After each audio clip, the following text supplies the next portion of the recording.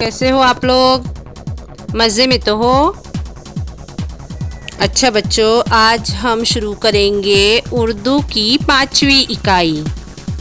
5वीं इकाई में सबक अदब कर, जो है सफ़ा नंबर 50 पर।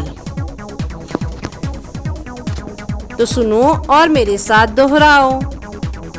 असलम अदब कर, सबका अदब कर, लड़ मत, सबक मत रट, अब बस कर। जल्दी जल्दी बोलो। अब तब, सब, कब, लब, पल, चल, कल, नल, बल।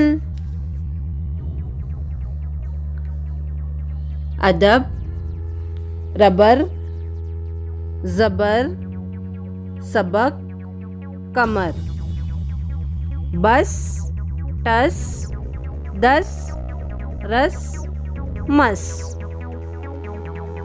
अच्छा बच्चों, आप लोगों का घर काम यही है कि आप लोगों को अच्छी तरह से पढ़ना है, इसे लिखने की कोशिश करना है सही, साफ सुथरा, और अपनी कॉपी का फ़ोटो मुझको व्हाट्सएप पर सेंड करना है। ठीक है बच्चों, अल्लाह हाफिज़। घर में रहो, महफूज रहो।